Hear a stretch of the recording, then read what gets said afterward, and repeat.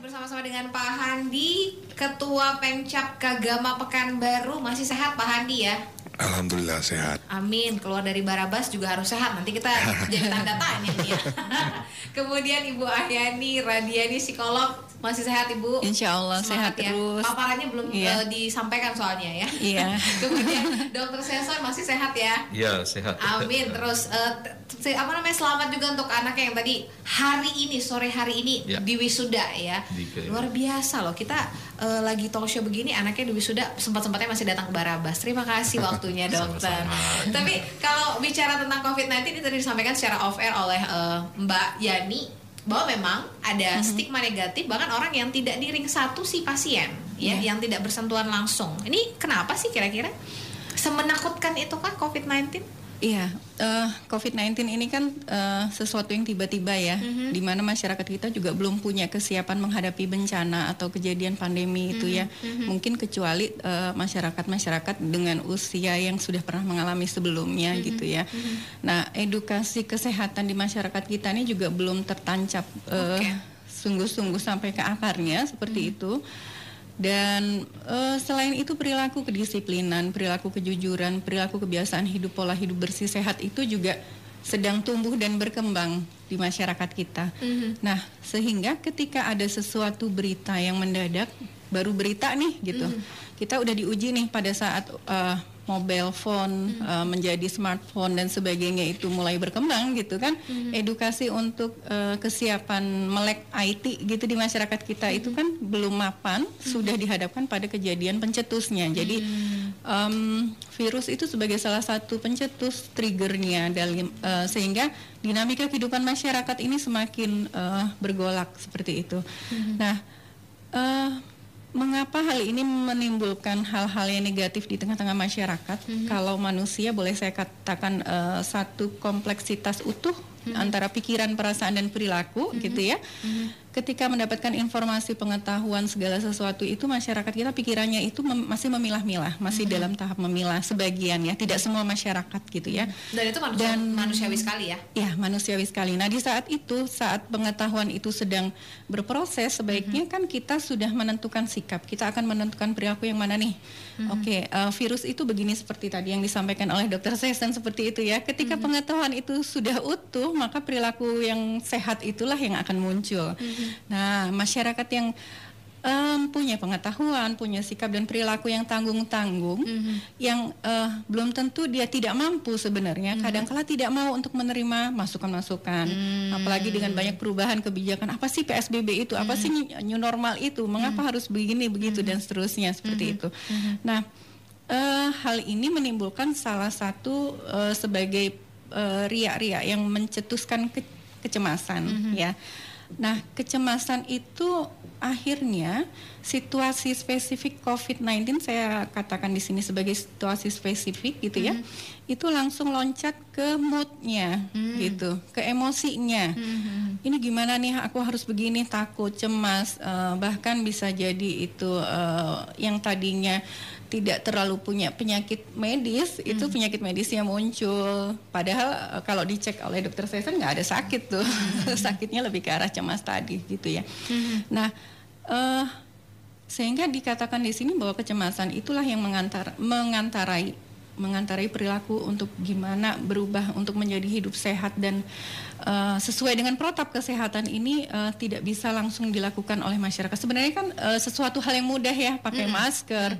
Mudah sekali alih-alih itu harus di ruang isolasi gitu. Iya, kita bayangkan APD sesak nafas dan seterusnya seperti itu ya. Namun merubah kebiasaan yang sudah berpuluh tahun itu kan susah sekali. Jadi kita harus mundur lagi, berarti perilakunya yang dirubah, mundur lagi sikapnya dirubah, mundur lagi nih pengetahuan yang dirubah gitu ya. Sehingga di sini teman-teman Kagama berusaha pengen nih untuk merubah setidaknya pengetahuan tentang stigma-stigma teman-teman yang saya katakan di sini sebagai survivor gitu, sebagai seseorang yang sudah berhasil berjuang, untuk teman-teman yang sudah positif, sudah sehat itu kalau saya acung jempol sekali gitu. Butuh perjuangan yang begitu besarnya, di mana kesehatan mentalnya diuji, kesehatan spiritualnya bahkan diuji gitu ya. Selain kesehatan fisiknya diuji, bahkan penerimaan lingkungan yang harusnya tanpa syarat, yang menerima dengan penuh cinta, yang bisa membahagiakan, itu juga diuji gitu kan. Nah, rata-rata stigma itu muncul dari lingkungan yang tidak terdekatnya. Kalau lingkungan terdekat itu kan sudah mencintai dia dengan penuh gitu ya, sudah menerima dengan seperti full suami istri lah, saat duka maupun duka aku tetap mencintaimu gitu ya, sampai akhir hayat kayak gitu ya. Yang di luar lingkungan ini nih ya, di luar lingkungan ini dengan kerlingan matanya, dengan perilaku menjauhnya padahal masih berapa ratus meter gitu ya, buru-buru nutup pintu dan seterusnya. Nah, di sini sebenarnya dengan kita kayak misalnya kagak melakukan program cantelan yang memberikan sebenarnya stimulusnya itu hanya stimulus saja, tidak akan mencukupi hanya sebuah bantuan seperti ya. Itu bentuk dukungan tanpa syarat, bentuk cinta yang diberikan gitu. Sehingga bagusnya sih teman-teman yang di luar ini memberikan kebahagiaan tanpa syarat, karena ini ya dok ya, dopaminnya akan naik ya. Ya, hormon kebahagiaan itu sangat diperlukan sekali gitu. Dan itu hormon itu hanya kitalah tuannya yang bisa mengatur gitu. Kita pemilik manapun nggak ada yang bisa mengatur dopamin kita ya, sepertinya dokter. Makan coklat dan sebagainya itu perantara agar bahagia gitu ya, untuk meningkatkan dopamin seperti itu ya. Nah, mind over mood gitu ya, kalau saya boleh katakan gitu ya, pikiran-pikiran negatif ini yang langsung loncat ke emosi-emosi negatif inilah yang harus kita kontrol. Nah, bagaimana cara kontrolnya? Balik lagi ke aktivitas dasar kita apa? Kita yang pertama masuk ke kategori makhluk sosial gitu ya. Makhluk sosial, kita nih nggak bisa hidup sendiri loh, gitu. Sehingga saat inilah saat zaman dimana saya katakan saat ini saat-saat emas gitu ya, merubah cemas menjadi emas. Merubah cemas menjadi emas itu gimana caranya? Kita alhamdulillah kita sudah punya banyak survivor gitu. Survivor inilah yang akan menjadi emas kita, di mana kita besok akan membangun vaksin dan seterusnya yang seperti ini kan dokter tadi ya. Jadi ya bersyukur di balik apa yang sedang challenge untuk kita semua gitu ya. Jadi cemas menjadi emas itu kayaknya perlu diulang-ulang gitu ya. Emas itu memang ngambilnya susah tuh, harus ke tambang dan seterusnya, dengan pekerja yang bagaimana berpeluh, berkeringat dan seterusnya gitu ya. Nah, emas kita yang di garda medis seperti itu kita sudah punya luar biasa. Nah, kenapa tidak kita sebagai masyarakat gitu melakukan hidup disiplin, perilaku bersih gitu ya. Itu juga untuk kita loh gitu. Banyak slogan maskerku melindungimu, maskermu melindungiku seperti itu ya. Itu slogan-slogan yang sebenarnya harus dilakukan dengan penuh cinta dan inisiatif diri sendiri gitu. Inisiatif diri sendiri ini hanya akan muncul kapanpun. Jadi nggak usah mengatakan pakai masker itu begini begitu deh. Ya memang itu ada kesempitan dalam hidup kita, tapi inilah kesempatan kita untuk merubah cemas itu menjadi emas seperti itu. Jadi sekali lagi, selain sebagai makhluk sosial tadi, makhluk sosial, kita juga makhluk spiritual gitu ya.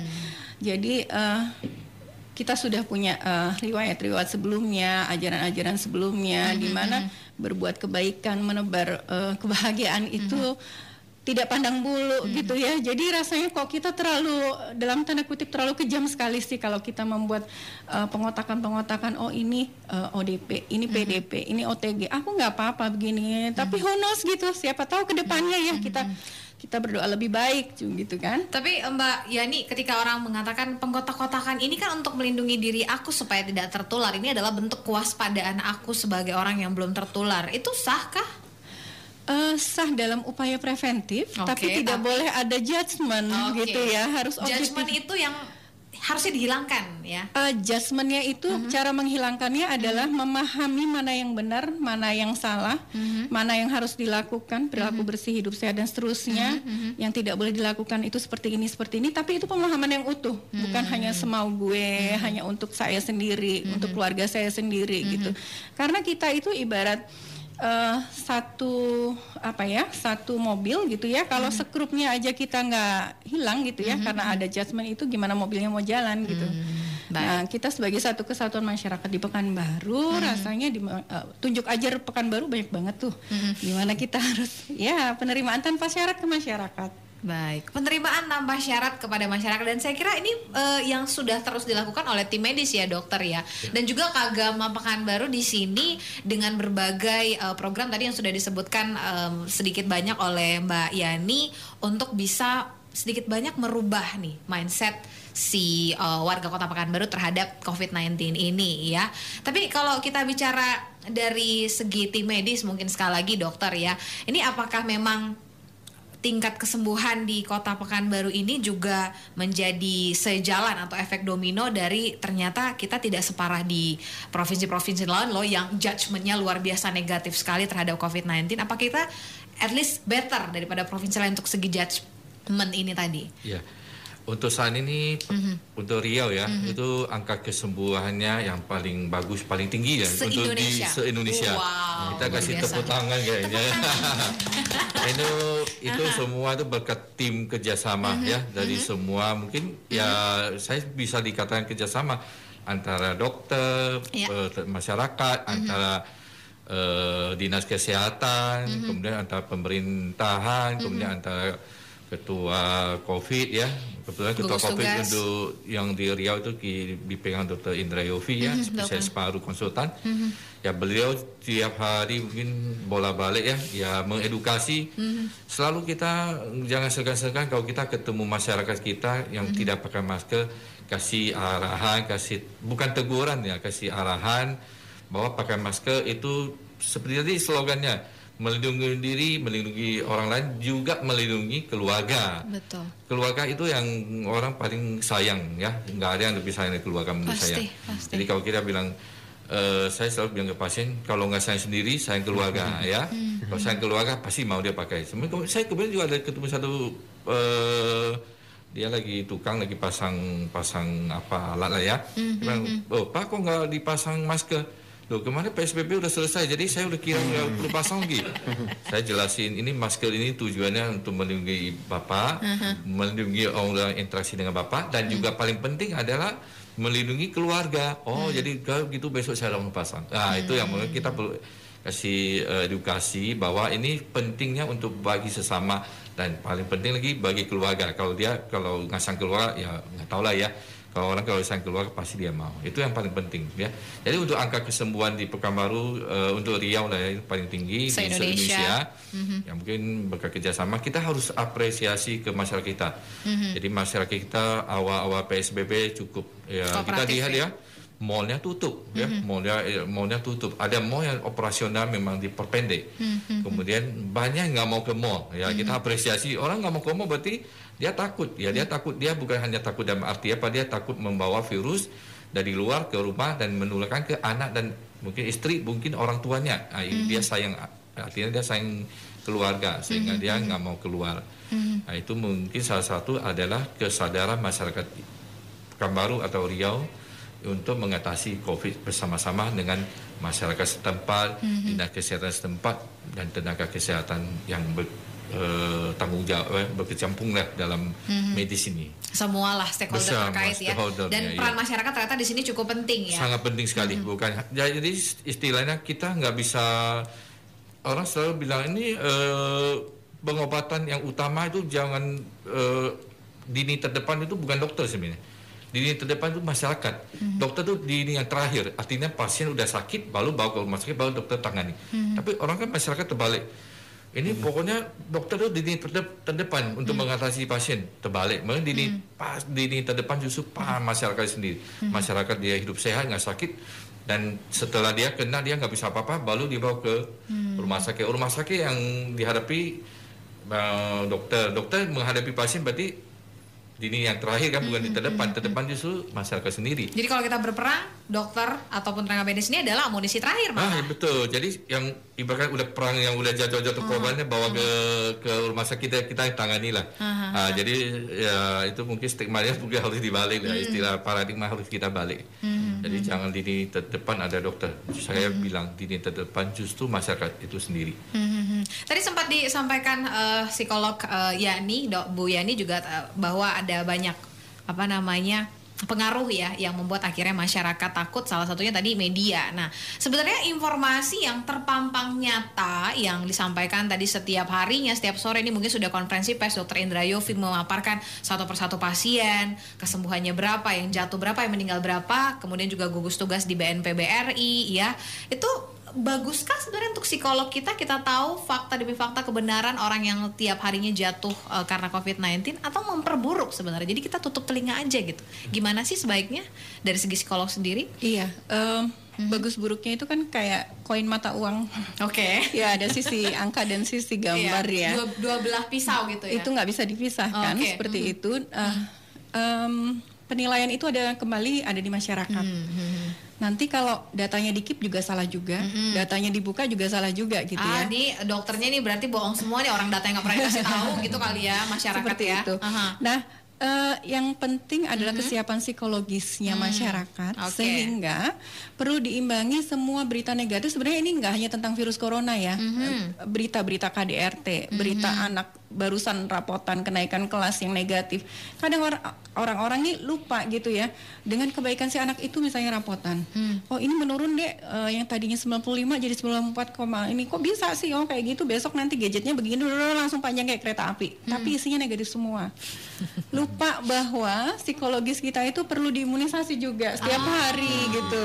Ya imunisasinya itu bisa jadi sembahyang, ibadah gitu ya. Atau dengan bahasa-bahasa kalbu kita berterima kasih ke diri sendiri gitu. Terima kasih jantungku, alhamdulillah, dan seterusnya. Nah, sehingga yang perlu disiapkan adalah masyarakat perlu mengimbangi berita negatif tersebut. Anggaplah berita negatif sebenarnya itu adalah berita netral. Jadi itu negatif atau positif tergantung tadi pribadi masing-masing ya. Dengan hal-hal yang bisa menyeimbangkan keseimbangan kebahagiaannya, keceriaannya, rutinitas sehari-hari gitu. Karena yang biasanya buka handphone itu hanya sejam, mungkin sehari bisa jadi malah kebalikannya. Ya harus siap-siaga handphonenya, baterai ini dan seterusnya gitu ya. Sehingga perlu tuh ngedownload humor-humor jenaka, nonton film-film yang bisa membuat ketawa, dengerin musik, kemudian yang suka masak ya sudah, masaknya itu ditingkatin kualitasnya, didalamin, dihayatin gitu. Bagaimana baking yang bagus, yang setelah bakingnya selesai di reward ke diri sendiri, rewardingnya, oh ya toppingku kemarin itu masih kasar, besok begini. Nah itu adalah imunisasi psikologis yang harus diberikan setiap hari, setiap hari. Dan itu nggak perlu ke dokter ya? Nggak harus. sendiri aja gitu. Oke. Ya, dan itu bisa dilihat. Kita berkacanya kalau itu ke diri sendiri, abis itu berkaca ke keluarga juga nih. Alhamdulillah attachment keluarga, kelekatan keluarga itu kan tambah bagus ya, tapi di balik itu juga angka perceraian juga tinggi ya. Soalnya seperti itu juga kan gitu ya. Katanya di Bandung ada kenaikan yang luar biasa untuk perceraian ini. Iya, di Pekanbaru. Semoga di Pekanbaru tidak juga ya. Angka kehamilan juga meningkat. Balance PSBB ini. Cerai dengan nikah, dengan hamil balance ya dokter ya. Harus seperti itu. Jadi yang tadinya kita nggak tahu kelebihan kekurangan diri kita, pasangan, keluarga, bahkan masyarakat, RT dan sebagainya, itu sekarang benar-benar dibuka dari A sampai Z.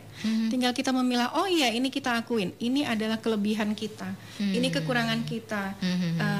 Karena tadi itu ya daya tahan tubuh, imunisasinya adalah kebahagiaan, maka bagaimana sih kita meminimalisir kekurangan ini, menyiasatinya biar jadi kelebihan gitu, biar imun kita meningkat gitu. Yang tadinya merasa 15 menit berjemur nih susahnya minta ampun gitu ya, ya sudah di awal-awal bolehlah 15 menit berjemur pakai HP gitu. Besok 15 menit tuh berjemur sambil nyayangin tanaman, diajak ngobrol tanamannya gitu, diajak ngobrol, halo makasih ya udah kasih oksigen. Kalau kita malu didengerin orang lain ya sudah dalam hati gitu. Baik. Tanaman itu makhluk hidup dan akan tahu semakin kita sayang semakin bagus. Jadi yang nggak boleh ada sebentar, yang nggak boleh adalah kalau kita mendengar tanaman itu berbicara ke kita. Nah, itu yang harus segera periksa tuh. Halusinasi. Baik. Jadi explore lebih banyak hal-hal yang membuat kita bahagia, dan itu tentu hanya kita dan diri kita juga yang tahu gitu ya. Baik. Iya. Setelah ini saya akan eksplor lebih banyak terkait dengan Kagama dan juga aktivitasnya ya, terutama dalam rangka mengubah stigma masyarakat nih terkait dengan COVID-19 ini. Satu sesi terakhir kita di Halo Barabas Sore Mitra Kota, tetap bersama kami. Jesse Gultom masih bersama dengan Muhammad Suhandi, STMIK, Ketua Pengcap Kagama Pekanbaru, kemudian ada Ahyani Radiani maksud saya, Fitri MA psikolog, kemudian Dr. Seson SPD Finasim, dokter spesialis penyakit dalam, yang semuanya merupakan keluarga besar dari alumni Universitas Gadjah Mada. Dan kalau kita bicara terkait Kagama ini tadi yang rencana paling dekat Pak Handi, ini memang webinar kita ya, dan tentunya ini masih punya misi untuk merubah si stigma negatif tadi terhadap orang-orang yang mungkin tenaga medis atau bahkan pasien positif, bahkan PDP, keluarga terdekat yang sebenarnya tidak positif juga tapi tetap di stigmakan negatif. Kurang lebih itu tujuan kita. Baik, tapi realita yang kita lihat di lapangan sendiri, sulitkah ini untuk kita lakukan? Kami jadi memulainya dengan sebenarnya sebelum webinar ini kita juga sudah berjalan, namanya ada program PEGA, Pemulihan Ekonomi Keluarga. Jadi kita lihat efeknya dari COVID ini tidak hanya di kesehatan tapi di ekonomi yang sudah di PHK, yang nggak kerja lagi, yang usaha nggak laku. Ini kita memulai pilot project, ada di salah satu RT, itu ada 15 keluarga kita bina. Kita mengumpulkan bantuan dari teman-teman Kagama, sumbangan untuk membeli polybag tanaman sehingga mereka bisa memanfaatkan perkarangannya, paling enggak untuk kebutuhan misalnya cabai, tumbuh-tumbuhan sayur-sayuran mereka mulai tanamin, mungkin juga pelihara ikan, sehingga minimal setiap keluarga itu punya kebutuhan dasar itu terpenuhi sendiri. Ya tinggal belanja tinggal sedikit aja lah. Karena kalau bantuan-bantuan pemerintah ya namanya bantuan kan, paling untuk 1-2 hari udah habis gitu kan. Nah, jadi untuk menuju ke ini kita banyak hal ya, termasuk salah satunya webinar tadi. Tapi inti terbesarnya nanti bagaimana ketahanan pangan, ketahanan ekonomi, sehingga efeknya terhadap sosial nanti bisa tidak berlanjut. Dan salah satu yang tadi Mbak Ayani bilang kebahagiaan. Jadi kita mewujudkan kebahagiaan kita, mendapatkan kebahagiaan kita itu dengan menolong sesama. Jadi kita membuka, kami Kagama ini seperti di tengah-tengah antara mungkin ada yang mampu, ada yang sesuai dengan kemampuannya masing-masing, dengan Pak Dokter, psikolog, punya kemampuan kesehatan, informasi, nanti yang punya kemampuan ekonomi bisa membantu ekonomi. Karena kebahagiaan itu kan bukan hanya menerima, tapi saat kita memberi itu kita meningkat kebahagiaan kita. Nah, jadi bagaimana ini kita sama-sama menjaga lingkungan kita, menjaga orang-orang terdekat, tidak hanya kepentingan kita dan keluarga, karena kalau semua lingkungan kita terganggu, susah, efeknya ke kita juga. Betul. Gitu kan. Jadi itulah serangkaian semua itu mungkin kita akan melakukan banyak hal lah. Salah satunya yang terdekat webinar dengan stakeholder pemerintah. Tapi dari awal sejak Kagama ini bergerak, apakah memang di awal COVID-19 muncul di Riau atau seperti apa sih? Jadi awalnya kita begitu Pekanbaru dinyatakan PSBB, bulan Maret ya? Ya, kita langsung bergerak. Waktu itu kita mikirkan bagaimana paling enggak masker kain. Dulu kan orang belum punya kemampuan untuk beli masker yang standar medis mahal, yang kain pun sudah mulai mahal. Kita mencari bantuan dan membawa ke tukang jahit yang ibu-ibu yang nggak dapat kerjaan gitu. Dari situ awalnya mulai menyebarkan masker kain sampai kita bergulir terus, bantuan terus datang. Kita beli APD untuk rumah sakit yang belum bisa tenaga medisnya punya APD. Ini belinya mandiri dari sumbangan kita masing-masing anggota atau gimana? Iya, dari teman-teman Kagama sama partisipan lain. Jadi sama sekali tidak mengandalkan pemerintah ya? Iya. Wih, luar biasa. Baik. Itulah bentuk satu loyalitas bakti alumni pada negeri gitu ya. Baik, luar biasa.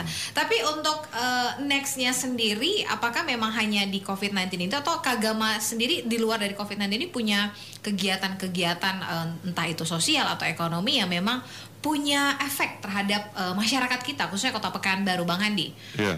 Jadi kami sebagai di Kagama kan ada Pengda yang level provinsi, ada Pengcap yang level kota. Jadi kami dah ketemu dengan wali kota. Mungkin ke depan kita akan ada MOU kerjasama sehingga nanti di semua sektor, mau pariwisata, mau ekonomi, UMKM, di sektor pembangunan manusia, kita pengen terlibat karena di Kagama banyak lulusan yang berbagai macam kemampuan yang bisa diaplikasikan. Ya, sehingga dengan kerjasama ini kita bisa memberi warna tersendiri lah terhadap pembangunan Kota Pekanbaru. Luar biasa, dan ini sekali lagi adalah bakti kita terhadap bakti alumni untuk negeri. Bakti alumni untuk negeri. Ada closing statement mungkin saya ingin dengarkan dari psikolog dulu, Mbak Yani. Iya, kita manusia yang normal gitu ya. Sangat normal sekali apabila lingkungan sekitar kita, lingkungan global malah ya, lingkungan global itu berubah, maka kita juga berubah gitu. Kita tidak boleh menjadi diri sendiri yang terlalu kaku gitu. Nah, yang bisa dilakukan adalah temukan potensi dirinya, kelebihan-kelebihannya apa, dan lakukan rutinitas reguler itu dengan penuh disiplin dan jujur terhadap diri sendiri. Disiplin dan jujur dalam melakukan kegiatan harian, hal-hal yang dahulu sudah bagus nih sebelum COVID, hari ini dan yang seterusnya ya lebih bagus lagi gitu, karena kita punya kesempatan di tengah-tengah kesempitan. Jadi jangan jadikan COVID itu segalanya gitu. COVID dalam tanda kutip adalah kesempitan kita saat ini, tapi kesempatan kita tuh sangat besar. Jadi ngerubah huruf A dan I gitu ya, kesempatan dan kesempitan itu susah gitu. Susahnya kenapa? Tapi kita yakin gitu. Kita yakin bahwa kita bisa. Dalam kesempatan itu, kesempitan-kesempitan itu nggak kerasa kok. Nah, kesempatan ini untuk apa? Kesempatannya itu ya untuk olahraga, kesempatannya untuk makan yang sehat, jaga kondisi yang bagus, aktivitas yang bagus dan seterusnya gitu ya. Dan jangan lupa bahwa kita punya hak untuk bahagia. Ya, punya hak untuk bahagia. Jadi yang pertama kalau saya gaungkan di sini adalah slogan ceria, ceria bersama Kagama seperti itu. C-nya itu adalah cakap, cakap dalam segala hal, cakap keterampilan intrapersonal, cakap dengan interpersonalnya. Karena nggak mungkin kita menutup diri. Kita adalah makhluk yang fitrah, makhluk sosial gitu. Jadi kita berkaca dari pengalaman-pengalaman teman-teman survivor yang positif, teman-teman yang sedang reaktif. Tolong dong teman-teman yang sedang reaktif itu tidak diberikan tambahan labeling negatif-negatif yang lainnya gitu ya. Kok kayaknya seolah-olah kita dewa gitu ya. Oh, itu reaktif harus dijauhin. Ternyata baru keluar hasil swabnya, ternyata hasil swabnya negatif gitu. Kita sudah mengucilkan gitu ya. Kita terlalu ya kayak dewa dalam tanda kutip gitu. Terlalu berani kita mengambil posisi yang seperti itu. Nah, yang berikutnya, ceria yang berikutnya itu empati. Empati, bagaimana ya rasanya? Empatinya bukan simpati ya, simpati itu hanya kasihan gitu aja tanpa berbuat yang lain gitu. Tapi empati merasakan gimana nih kalau kita menjadi diri yang kita kasih judgement, label-label negatif gitu. Kita buktikan gitu. Mungkin kita nggak bisa berbuat dengan materi, tapi kita bisa mendoakan. Kekuatan doa, aura doa itu ya Allah, andaikan di Pekanbaru ini semua orang bersifat atau berperilaku empati gitu ya, maka kemampuan R-nya, rasional thinkingnya orang itu akan otomatis terjadi. Karena berpikir rasional itu hanya bisa dilakukan jika seseorang itu sudah siap. Sudah siap dengan dirinya, siap dengan orang lain, menerima perubahan-perubahan. Nah, jangan lupa nih, kita Kota Madani, imtaknya I-nya masuk juga gitu. Jangan lupa untuk ya ibadah spiritual gitu ya. Kita sudah berusaha untuk takwa, berusaha untuk seoptimal mungkin. Dan yang terakhir adalah ajak, konsisten. Percuma kita punya kecakapan macam-macam, kita punya empati yang luar biasa ke lingkungan sekitar kita, kita punya rasional yang oke, imtaknya juga oke, tapi nggak ajak. Ajaknya mana nih? Ajak ikut peraturan pemimpin, gitu ya. Itu salah satunya, pemimpin kita pemerintah. Ajak dengan aturan-aturan yang sudah disarankan oleh WHO seperti itu. Nah, jangan lupa bahwa kita punya kesempatan emas untuk merubah cemas menjadi emas, agar kita meningkat kualitas hidupnya. Nah, di situ Yang pertama tebar deh cinta dan kasih sayang. Cinta dan kasih sayang. Yang kedua berkarya, tetap berkarya sesuai dengan kehidupan kita sehari-hari. Dan yang terakhir, jangan lupa kita harus bermain dan beribadah. Jadi kalau satu longgar, kayaknya ada yang kurang komplit gitu ya. Okay. Dari sisi medis, Dokter Seson, terakhir silakan. Ya, seperti tadi kita ketahui untuk COVID-19 itu akan hilang setelah mungkin kita temukan vaksin. Dan diperkirakan vaksin akan ditemukan mungkin bisa 1 tahun lagi, bahkan bisa lebih.